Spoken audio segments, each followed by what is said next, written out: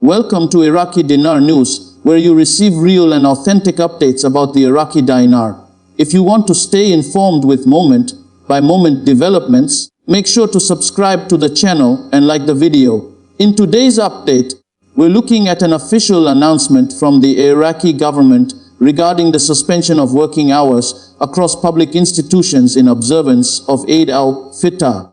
According to the Cabinet's decision, government offices and departments will close starting Wednesday, March 18, and remain shut until Monday, March 23, with normal operations resuming on Tuesday, March 24. At first glance, this may seem like a routine administrative decision tied to a major religious holiday. But when analyzed through an economic and financial lens, it carries several short-term and long-term implications that are worth discussing, particularly for those closely following the Iraqi dinar and Iraq's broader economic trajectory. To begin with, it's important to understand that Eid al-Fitr is one of the most significant holidays in Iraq and across the Muslim world. During this period, economic activity shifts in a very particular way. While government institutions pause their operations, consumer activity often increases as families prepare for celebrations, purchase goods, and participate in social gatherings. This creates a temporary but notable shift in how money circulates within the economy. From a short-term perspective, the immediate impact of this holiday announcement is a slowdown in official governmental processes. Ministries, regulatory bodies, and public sector institutions play a central role in Iraq's financial system. Their temporary closure means that administrative procedures, approvals, banking coordination at the government level, and policy-related communications may be delayed. For individuals watching the Iraqi dinar closely, this is an important factor to consider. Any expectations tied to government-driven announcements, policy updates, or financial reforms are likely to experience a pause during this period. However, it is equally important not to misinterpret this pause as a negative signal. Seasonal slowdowns tied to national or religious holidays are a normal part of economic cycles in virtually every country. In Iraq's case, Eid holidays have historically been periods of reduced institutional activity but increased consumer spending. Markets remain active, private businesses often continue operating, and certain sectors, particularly retail and services, may even see a temporary boost. For the Iraqi dinar specifically, the holiday period typically results in a stable but quieter trading environment. Currency markets may experience lower volumes, and major policy-driven movements are less likely to occur while government offices are closed. This does not indicate any fundamental change in the value or direction of the dinar. Rather, it reflects a temporary pause in the mechanisms that often influence short-term currency fluctuations. Looking deeper into the broader economic implications, this announcement also highlights the structure and rhythm of Iraq's economy. Iraq remains a government-driven economy in many respects, with a significant portion of employment tied to the public sector. When government offices close, a large segment of the workforce temporarily steps away from formal economic activity. This can slightly reduce productivity in the short term, but it is generally offset by increased consumer spending associated with the holiday. In fact, one of the key dynamics during Eid is liquidity movement within the domestic economy.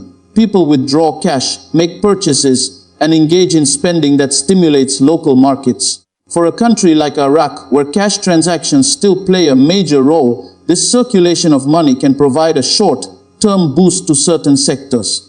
Retailers, food vendors, clothing markets, and transportation services often benefit from this seasonal increase in demand. From a monetary perspective, the Central Bank of Iraq typically ensures that liquidity levels remain stable during such periods. While the announcement itself does not directly mention monetary policy, it is standard practice for central banks to prepare for holiday-related cash demand. This helps prevent disruptions in the financial system and ensures that the dinar remains stable during periods of increased consumer activity. Now, for those following the Iraqi dinar with an eye on long-term developments, it's crucial to place this news in the correct context.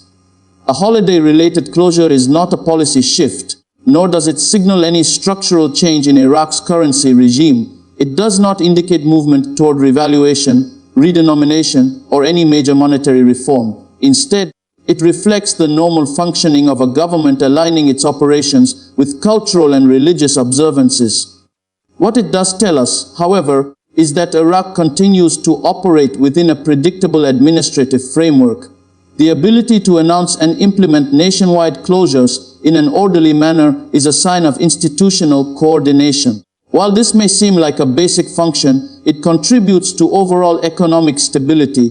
Predictability in governance is an important factor in building investor confidence over time. Another aspect worth considering is the timing of the holiday within the broader economic calendar. Depending on where this period falls in relation to fiscal planning, oil revenue cycles, and government budgeting, short pauses like this can slightly shift timelines for policy implementation. For example, if there were any pending financial decisions, contracts, or reforms scheduled around this time, they may now be pushed back by a few days. Again, this is not unusual, but it is something that analysts monitor when assessing the pace of economic activity. In terms of international perception, such announcements are generally seen as routine. Global investors and financial institutions understand that holidays impact operational timelines. What matters more is how quickly and efficiently normal operations resume afterward. In this case, the government has clearly stated that work will resume on March 24, which provides clarity and reduces uncertainty.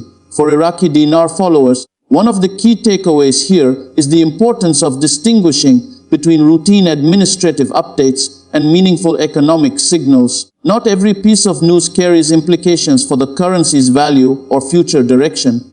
In fact, maintaining a disciplined and analytical approach to news interpretation is essential in avoiding misinformation and unrealistic expectations.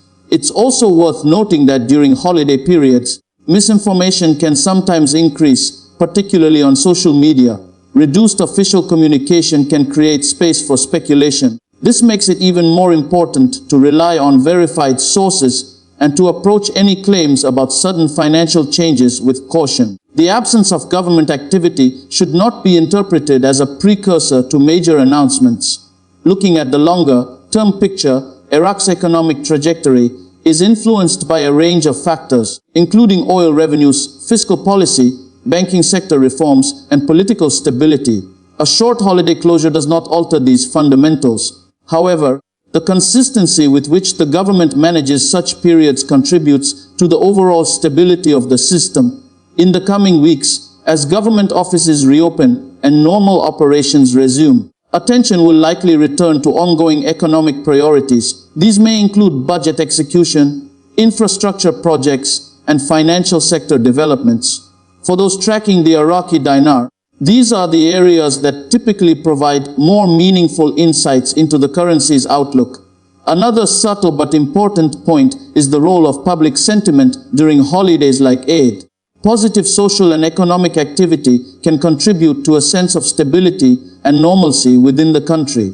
While this is not a direct driver of currency value, it plays a role in the broader economic environment. Stability at the societal level often supports stability in financial systems. At the same time, it is important to remain realistic. Seasonal spending increases are temporary, and once the holiday period ends, economic activity generally returns to its baseline levels. This means that any short-term boosts in certain sectors should not be interpreted as long-term growth trends. In conclusion, the Iraqi government's decision to suspend official working hours for Eid al-Fitr is a routine and expected measure that reflects the country's cultural and administrative practices. While it temporarily slows down government operations, it also coincides with increased consumer activity and stable liquidity conditions. For the Iraqi Dinar, the impact is neutral in the short term, with no direct implications for its value or policy direction.